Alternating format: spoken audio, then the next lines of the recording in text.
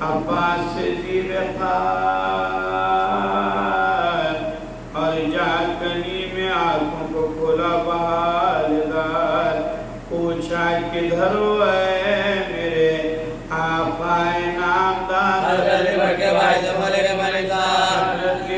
भाई से बोले कि भाई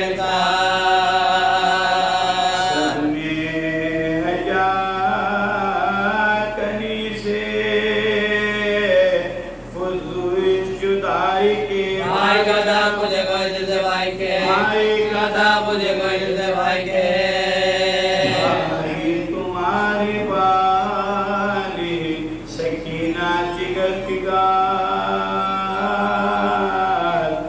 बच्चों से कह रही है ये बात चश्मे अश्तबार एक लहदा और सब्र करो तुम पा मैं निशान देखो के जा बोला तो मेरा भाई जी खान जा बोला तो मेरा भाई जी खान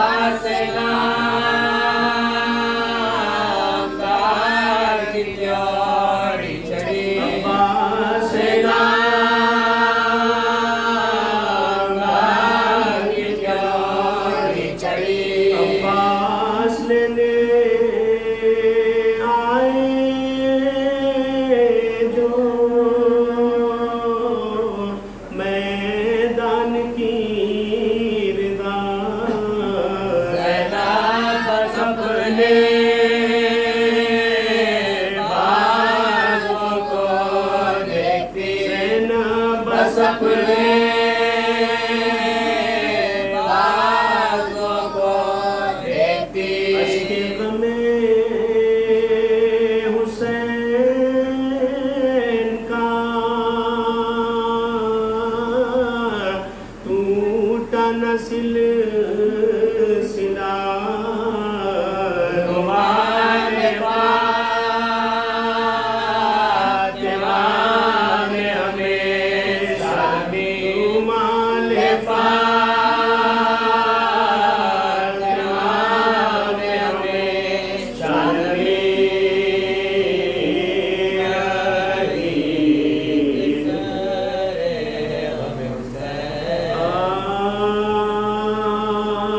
जब सदरजी से गिर पड़े अब्बास बावफा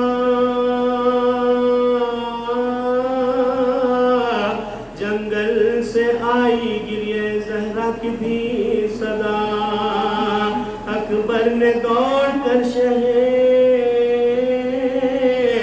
वाला से ये कहा चलिए हुजूर नहर पे मारे गए चचा चलिए हुजूर नहर पे मारे गए बेदस्त दुश्मनों ने किया इस दिले को रोआए हैदर के शेर को रोआए हैदर के शेर को ये सुन के पीटे हुए उठे ज़मीं से शाह फरमाया है गज़ब मेरे बच्चे हुए तबाह ये क्या कहा कि आंखों में दिन हो गया सियाह मजलूम से बिछड़ गए बाज़ा मजलूम से बिछड़ गए बाज़ा मुद्दत हुई तमाम सकीना के चैन की तोड़ा पलक में आज कमर हुसैन के तोड़ा पलक में आज कमर हुसैन के ये कह के सूए नहर चले शाह करबला मानिंद बेकांपते थे शह के दस्तों पा अम्मा थाना फर्द पे ने दोष पर रिदा तस्वीर बांटे वतन से मुस्तफा तस्वीर बांटे वतन से मुस्तफा मक्तल की खाक से तने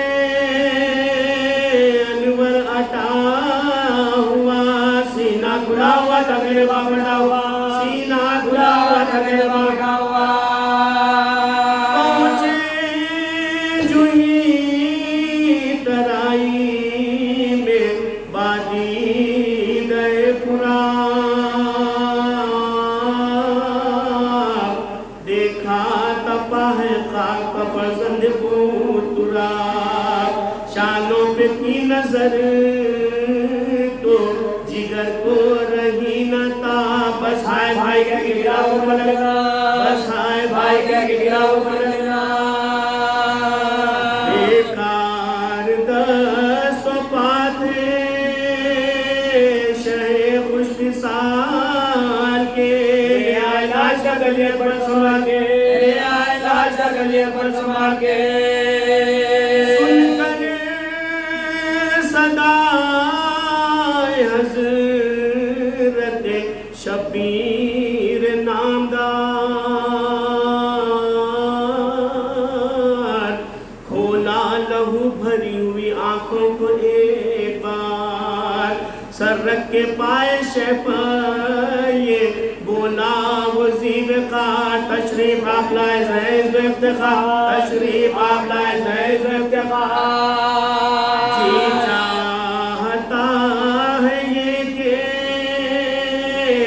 निसार हुजूर हो किस तरह के गिर्द पे चूर हो इस तरह के गिर्द पे चूर हो बैठे हैं आप और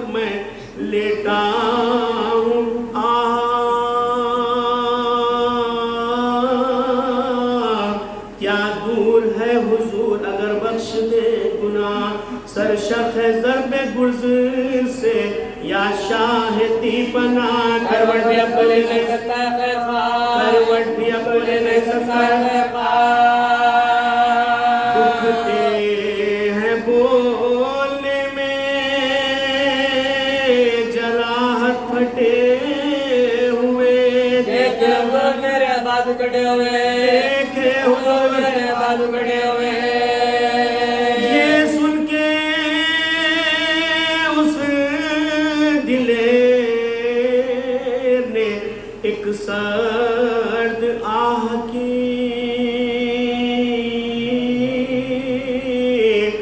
مشکیز پا تڑپ کے بحسرت نگاہ کی منہ شرم سے چھپا لیا گودی میں شاہ کی حالت تباہ ہو گئے در کے ماں کی حالت تباہ ہو گئے در کے ماں کی جب دل کو بے کلی ہو تو کس طرح کل پڑے زانو بچے کیا بچہ تو نکل پڑے زانو بچے کیا بچہ تو نکل پڑے فرمایا شہر نے کس لیے روتے ہو زار زار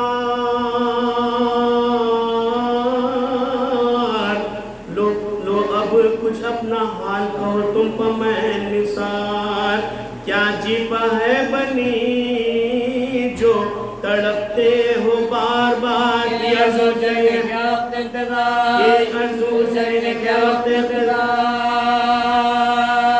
آقا سے چھوٹنے کا خلق ہے گناہ کو آؤں گا کاٹ ہے کر دو مقام کو آؤں گا کاٹ ہے کر دو مقام کو یہ کہتے تھے کہ پھر نہیں آنکھوں کی پتلیاں یہ کہتے تھے کہ پھر نہیں آنکھوں کی پتلیاں ہچکی کے ساتھ آگئی سوگے لب بجا ہچکی کے ساتھ آگئی سوگے لب بجا حسرت سے دیکھ کر طرف شاہ انس و جان دنیا سے پوچھ کر گئے عباس نوجوان دنیا سے پوچھ کر گئے عباس نوجوان چھوڑا جرین ذات شہ مشرقین کا اے بھول اٹھا کے مر گیا شیخ حسین کا اے بھول اٹھا کے مر گیا شیخ حسین کا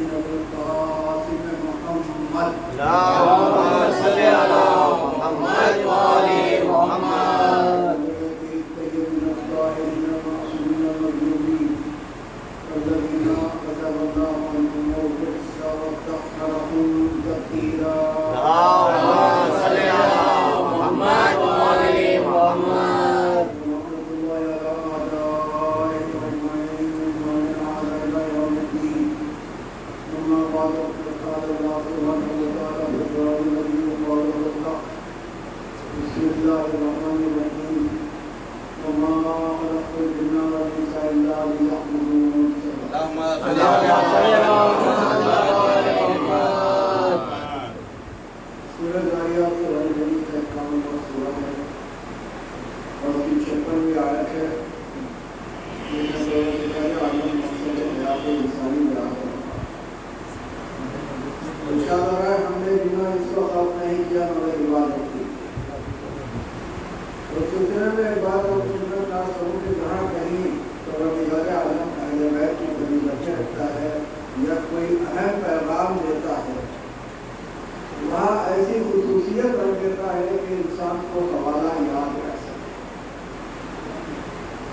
مثال کے طور پر آیت تخیر قرآن مجید کا 33واں سورہ اور 35واں آیت ولایت 5واں سورہ 55ویں آیت. دیکھیے یہ ایسے عادات ہیں جو انسان کے ذہن میں رہ سکتے ہیں. اسی طرح ایک مرتبہ کسی نے مجھ سے پوچھ لیا تھا کہ قرآن مجید میں 17 رکعت کہاں ہے. اس وقت میں نے کہہ دیا کہ ہر چیز قرآن مجید میں موجود نہیں ہے، مجمل ہے قرآن مجید اور اس کی تشریح جو ہے رسالۃ پاک کرتے ہیں. لیکن بعد میں جب میں نے غور کیا تو قرآن مجید دعوت فکر دے رہا بلا يتدبرون القرآن، قرآن میں تدبر کیوں نہیں ہے؟ تو دیکھیے واجب رکعت ہے تو 17، لیکن اگر نوافل کے ساتھ گنا جائے تو 51 رکعت. اسی لیے پروردگار عالم نے اس آیت کو، آیت عبادت کو 51 میں سورے پر رکھا.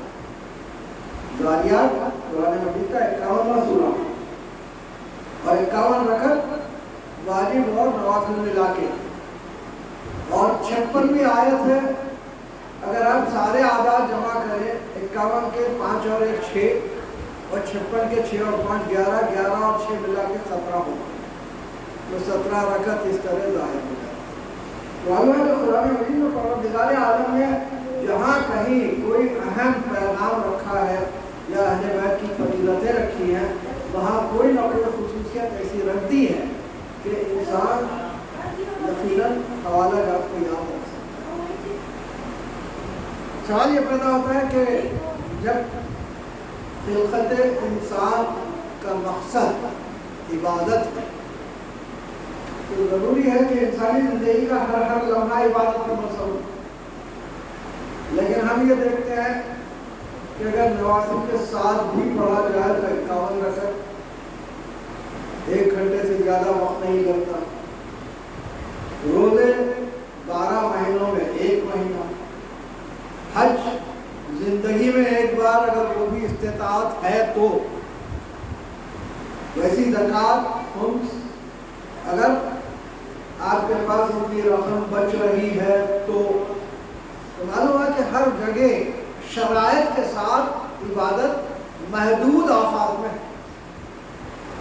ہماری زندگی کا ہر لمحہ عبادت قرار نہیں پاتا. تو پھر مقصد حیات انسانی عبادت جب قرار پا رہا ہے تو کوئی تو ایسا طریقہ ہونا چاہیے کہ ہماری ساری زندگی عبادت قرار. اور اس سلسلے میں آپ کو خدمت عرض کروں کہ عبادت کے 5 حروف ہیں. لہٰذا یہ 5 حروف اس بات کی نشاندہی کرتے ہیں کہ پنجتن کا طریقہ زندگی اگر اختیار کرو تو ساری زندگی عبادت ہے. صلوات شاہ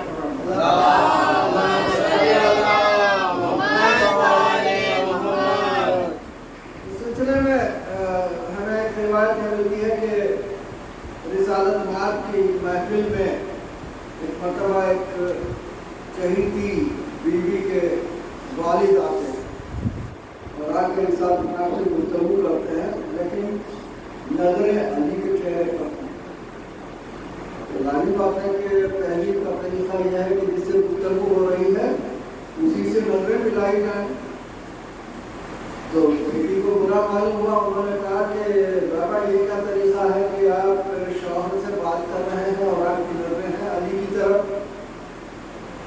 تو انہوں نے کہا تمہیں پتہ نہیں کہ رسالت پاک نے ارشاد فرمایا ہے النظر الی وجه علی بن ابی طالب عبادہ. صدا کے شب ہے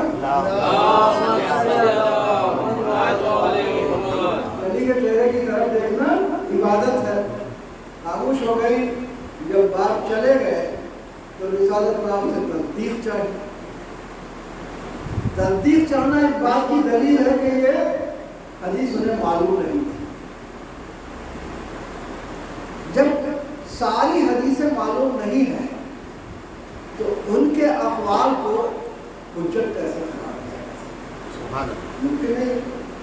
بہرحال رسالت پاک نے کہا کہ ہاں میں نے کہا ہے کہ علی کے چہرے کی طرف نظر کرنا عبادت ہے. देखिए वहीं से दुश्मनी के आसार ज़ाहिर हो रहे हैं। तो फिर उसके बाद पूछा कि ये तो इबादत उस वक्त तक है जब तक अली मौजूद है इस कायनात, उस वक्त तक चेहरे पर नजर हो सकती है, और अली इस दुनिया से चले जाए तो रबी साल खान ने इरशाद फरमाया जिक्रो अली ये इबादत, अली का जिक्र इबादत। फिर सवाल करते हैं कि अगर कोई दौर ऐसा आ जाए जहां अली का जिक्र भी मुमकिन ना हो, फिर तो अब रिसालत पाक में इरशाद फरमाया उनको अली इबादत, अली की मोहब्बत इबादत करार करते हैं। अल्लाह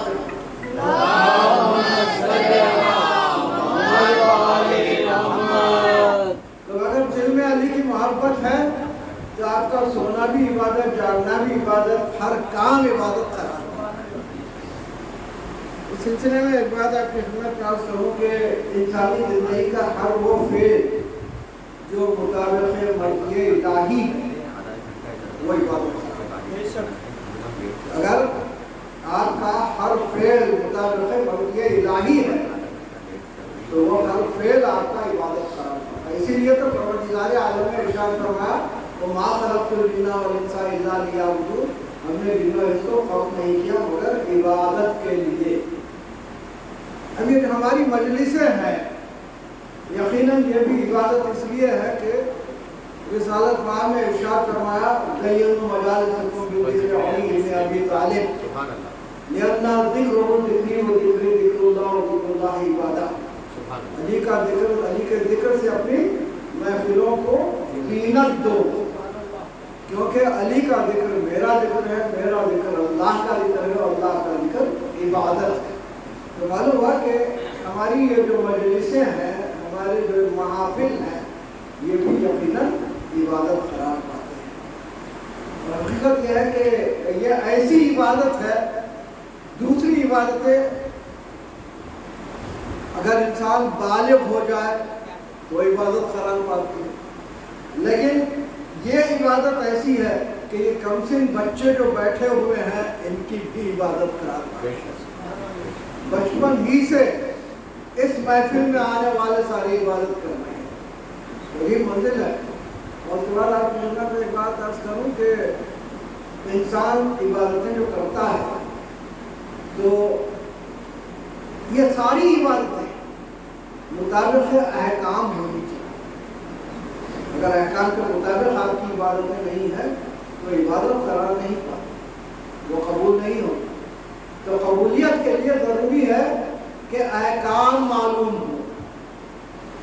इस सिलसिले में नमाज के सिलसिले में कहा जाता है कि खुशू और खुशू अगर नहीं है तो वो नमाज करार नहीं पाती। लेकिन कोई इंसान भी ये दावा नहीं कर सकता कि मेरी सारी नमाज खुशू और खुशू के साथ होती है, इसलिए कि जब खड़ा होता है मुसल्ले पर, लेकिन जहन कहीं और होता है, इंसान है बहरहाल।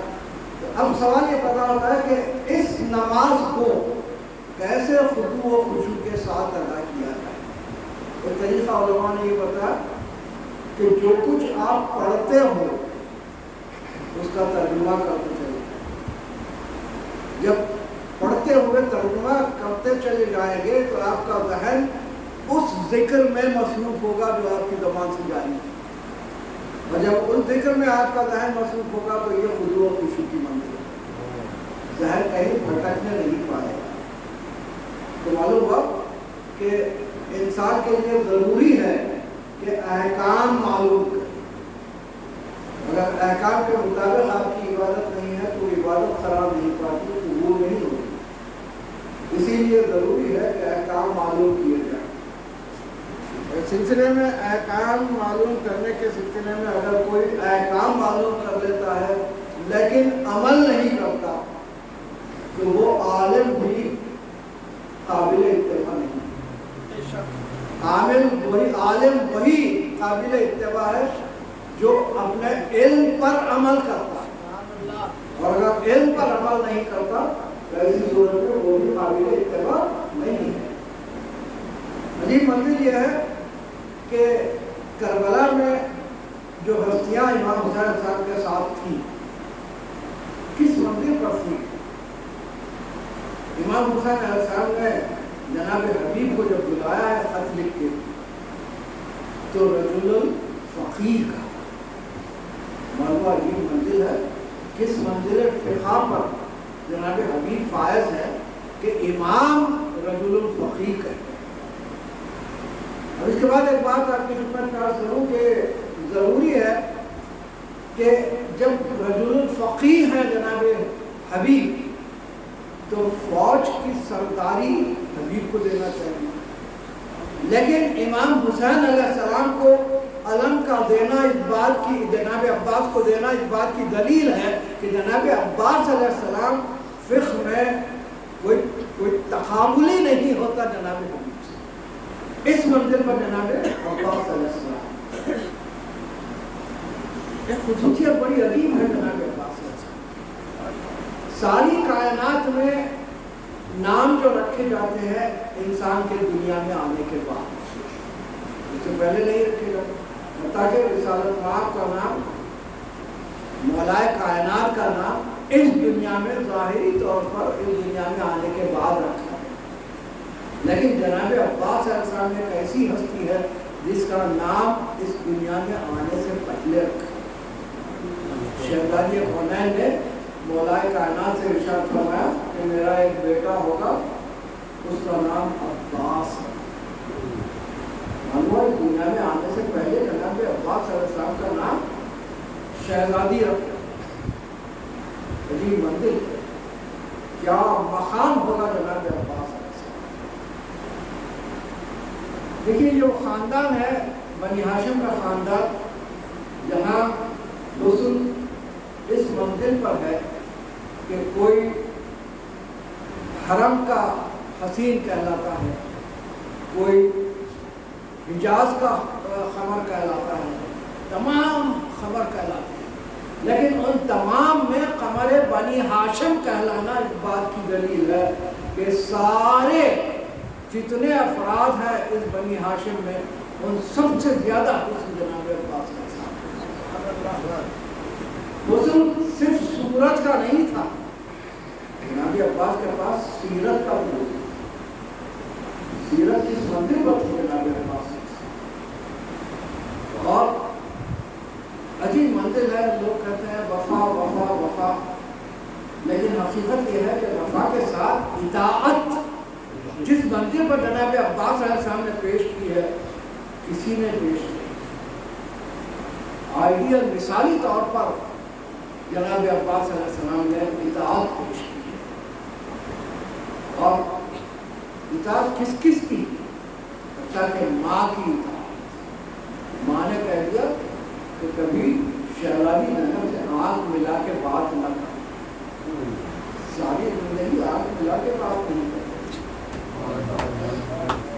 اور ماں نے درس دیا جس وقت تشریف لائی ہے، ایک مرتبہ اس در پہ آنے کے بعد سجدہ کرتی ہیں اور ارشاد فرماتی ہے کہ بچوں میں تمہاری ماں بن کے نہیں آئی ہوں، خدمتگار بن آئی ہوں.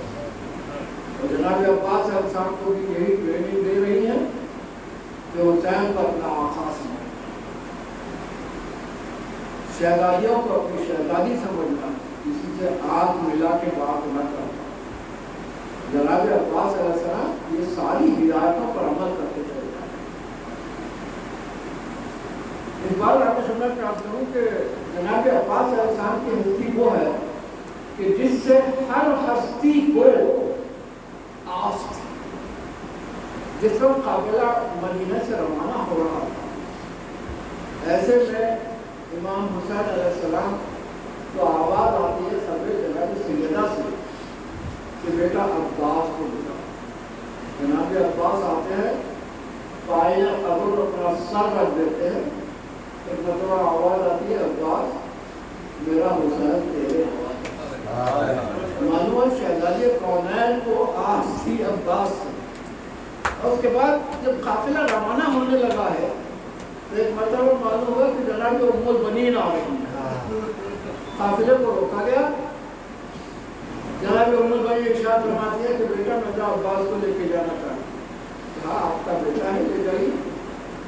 عباس کو لیے ان میں خبر رسول کو تشریف لائی. ایک ہاتھ قبر رسول پر رکھا، ایک ہاتھ اپنے سر پر رکھا، اور اس کے بعد ارشاد فرماتے ہیں عباس کیا ہے؟ عباس کہتے ہیں یہ قبر رسول یہ بھی محترم، یہ ماں کا سر یہ بھی محترم۔ اب ارشاد فرماتے ہیں دونوں کی قسم کھا کے وعدہ کرو کہ جب تک ہاتھ سلامت ہے حسین پر آنچ نہ آئے، شہزادی زینب کی چادر سلامت رہے۔ وعدہ کرتے ہیں، وہاں سے روانہ ہوتے ہیں، یہ منزل ہے، سارا انتظام جناب عباس السلام کے حوالے۔ اور اس کے بعد وہ رات جب آئی شام غریبہ، شب عاشور جسے کہتے ہیں، عجیب شب عاشور ہے کہ ایک مرتبہ جناب عباس السلام اپنے گھوڑے پر تشریف فرما ہے، زہیر اور جناب حبیب کہتے ہیں عباس تمہیں پتا ہے تمہیں کس لیے ذخیرہ کیا گیا؟ ایک مرتبہ امرائی لے تمام ٹوٹ گئے جتنے دین وغیرہ تھے، ارشاد فرماتے ہیں مجھے جوش پلا ہے، کل اجازت مل جائے تو میں بتاؤں گا کہ جب کیسے کی جاتی ہے۔ یہ جذبہ ہے جناب عباس ہے۔ ایک منزل وہ ہے کہ جہاں علی اکبر علیہ السلام موجود ہیں، جناب عباس بھی موجود ہیں، جناب عباس علیہ السلام ارشاد فرماتے ہیں کہ کل قربانی میں پیش کروں گا۔ علی اکبر کہتے ہیں چچا جان آپ اگر جاؤ گے تو بابا کی کمر ٹوٹ جائے، میں پہلے قربانی پیش کروں گا۔